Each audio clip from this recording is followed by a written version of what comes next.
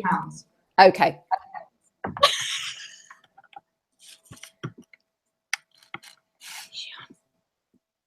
Yay!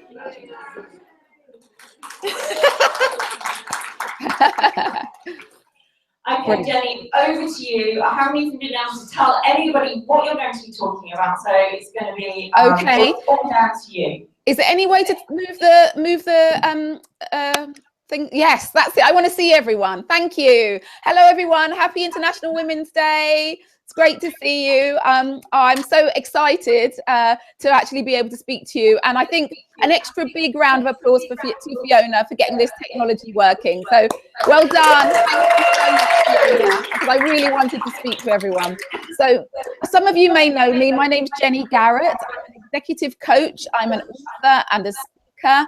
I'm author of a book called Rocking Your Role, A Guide to Success for Women Who Are the Main Earner in Their Home. And I'm all about empowering women and transforming the world through doing that.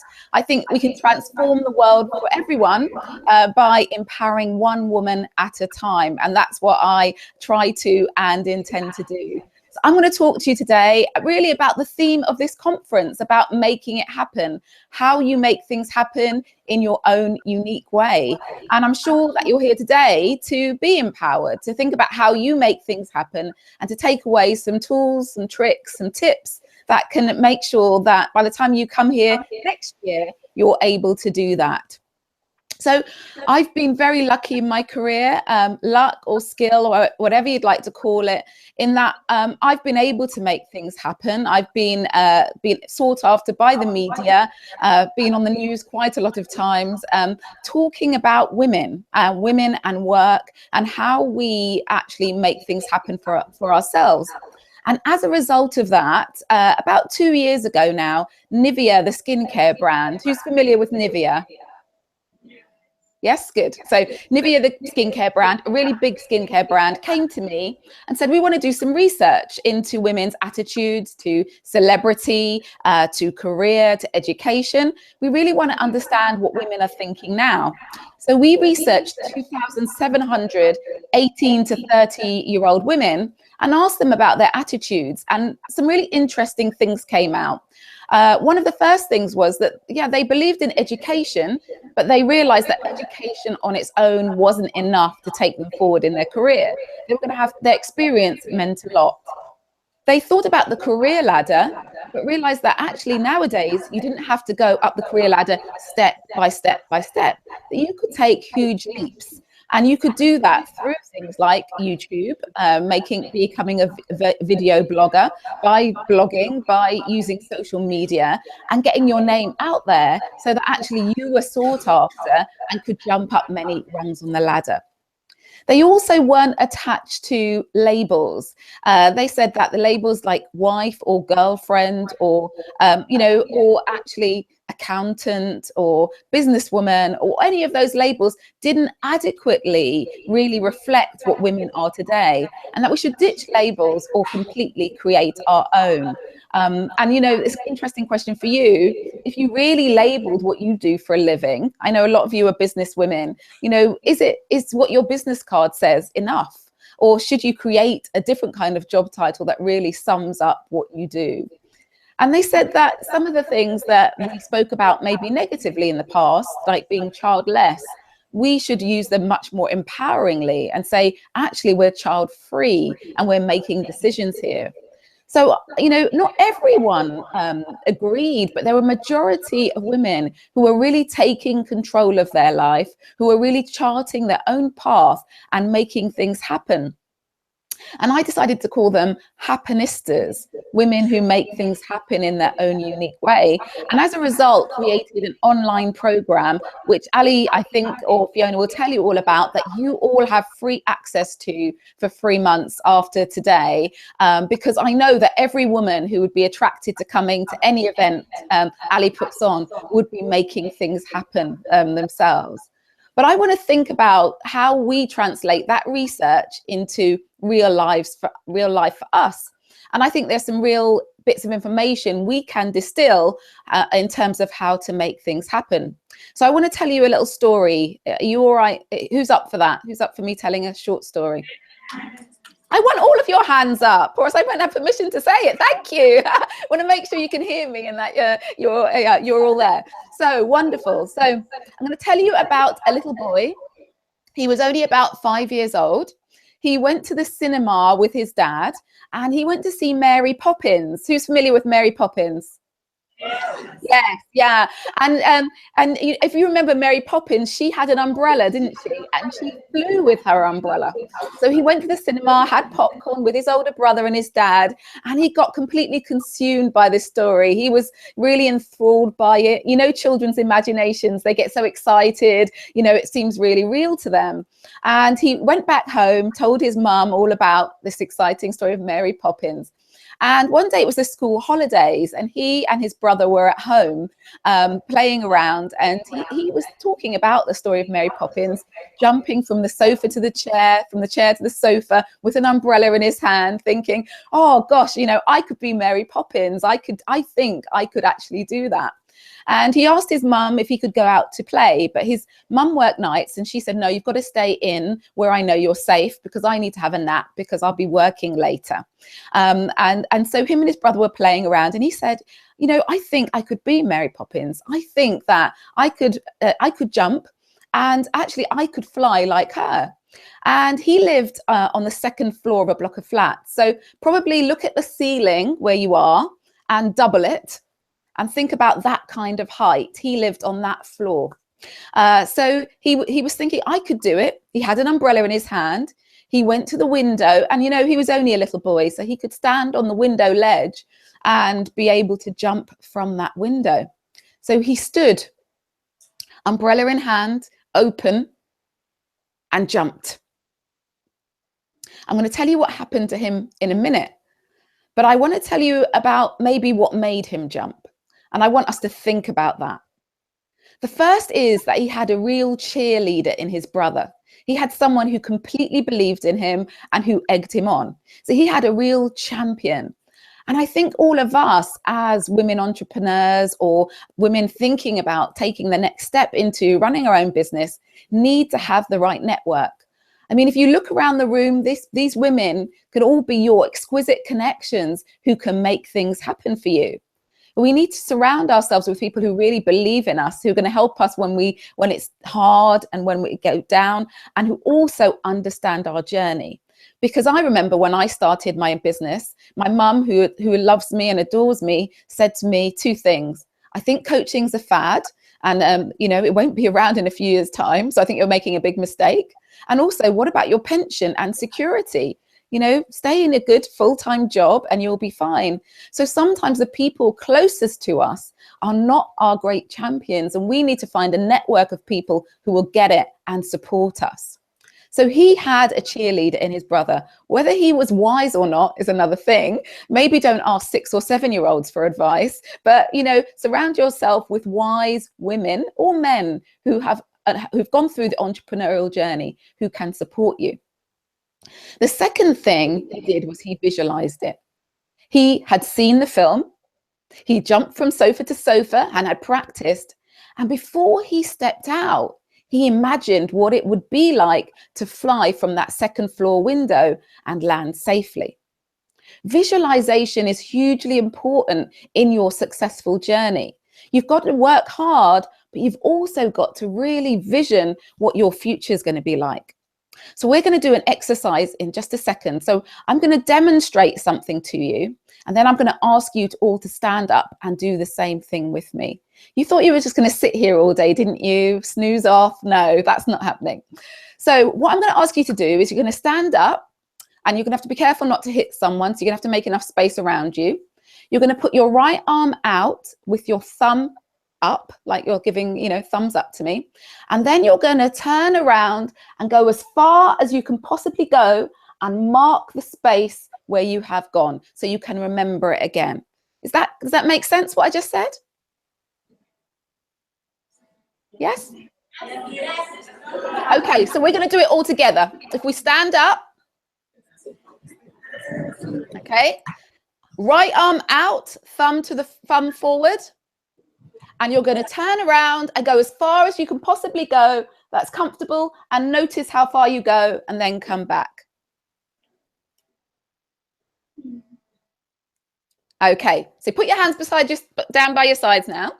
So now we're going to visualize doing the same thing. So we're not going to physically do it again. We're going to imagine ourselves doing it. I feel most comfortable closing my eyes to do this, but you do it however you want. So visualize yourself putting your arm out, not actually doing, but putting your arm out with your thumb to the front and turning around and going to exactly the same point again. Okay. Okay, now we're going to visualize again, not physically do it, just visualize it. But this time we're going to go a bit further when we try to turn around, just visualizing it in your mind.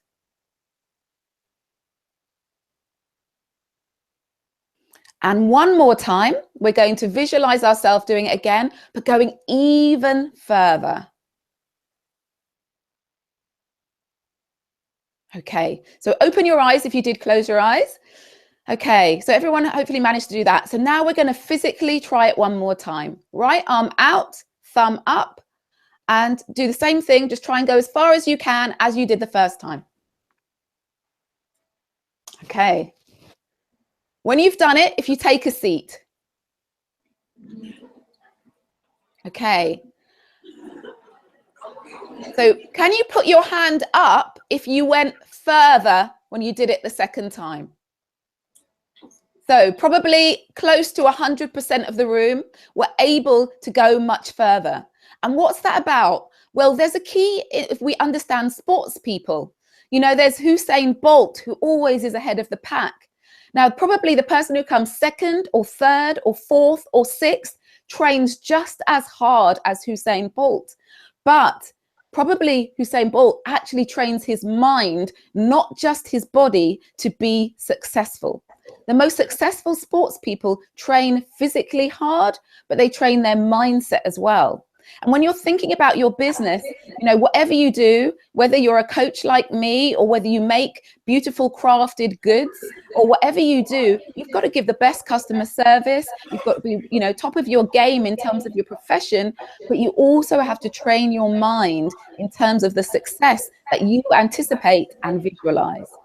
So that little boy did that. And that's a key for you to think about. How much am I training my mind as well as physically doing the job? And the last thing to think about, as well as thinking about our network and training our mind, is keeping our promises to ourselves.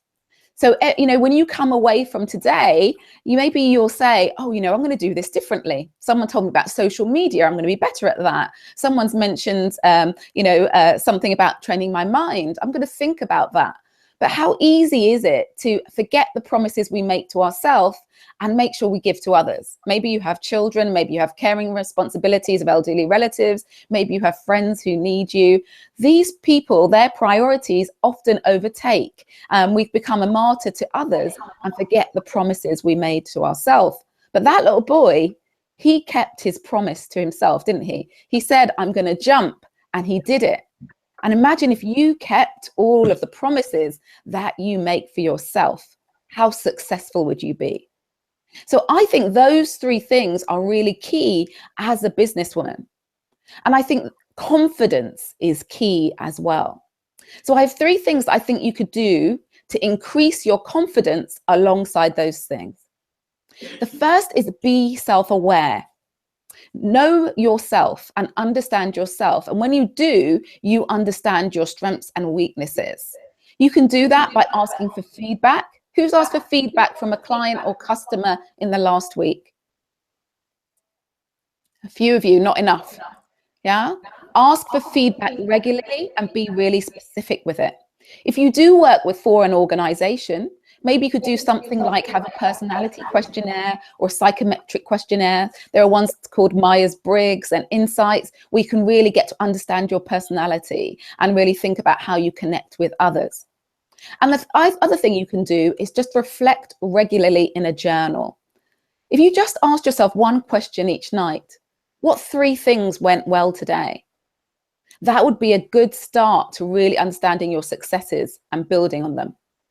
So that's my first A to building your confidence effectively. The second is articulate your story. And you've got great opportunities to do that today. Everyone you meet, you can share your story with. Now, your story is who you are and what you're about and what is important to you. Maybe you've always been entrepreneurial. Maybe you were the one selling sweets out of your school bag to your friends at lunchtime. Maybe you've had a struggle or a cause that's made you the way you are. Being able to articulate that story creates connection, helps people understand your passion, and means that you never have to apologize for being you. And my last A is act. Take action. Don't wait to be smarter. Don't wait to be slimmer, taller, whatever, before you start, because actually, if you wait, it will never happen. You learn from experience. If you want to be confident enough to do a bungee jump, you do the bungee jump, and then you know that you're confident enough to do it. You know, whatever it is, the confidence comes after the act, but not before. So don't wait. Act, do, learn from it.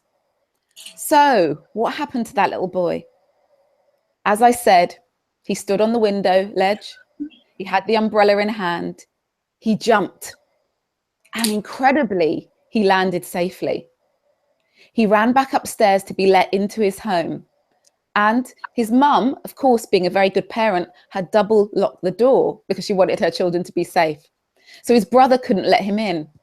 His brother had to wake up his mum to open the door. And although he landed safely, he got a good hiding for being such a naughty boy. How do I know that story? Well, that little boy is my husband. He still thinks he can fly. And he does make things happen in his own unique way, like I know all of you will do as a result of being here today. Thank you so much for your time and attention. I'd love to answer any questions you have. Thank you very much, Jenny. Ladies and gentlemen, Jenny Garrett, Happenista. We're so sorry you can't be with us today. We will have, if you want to ask Jenny any questions, we can't do it right now. So any of the speakers that you have questions for, we're going to, you can complete a post-it, put it on the wall outside where it says ask the speaker, and we'll make sure that we get them to Jenny and that she gets in contact and gives you the best answer that she could possibly do so. Thank you very much, Jenny. Okay, can I just say my Twitter is @JenniferGarrett. I'd love to connect with you all. I'll be on Twitter today, so @JenniferGarrett. Love to hear from you. I've already posted a copy of your presentation in a special group that I will be telling you about and how to get access to. So unfortunately, we couldn't put the slides on today, so all of that information that Jenny has gone through will be available to you. And when you join the special group that Ali and Jackie have already set up for you. So, and also Jenny, you'll be offering the attendees 3 months free access to your Happenista project, won't you? Yes, absolutely. I look forward to seeing you all. All right, hopefully next time we'll see you in person. But for now, thank you very much. Thank you. Take care. Bye-bye.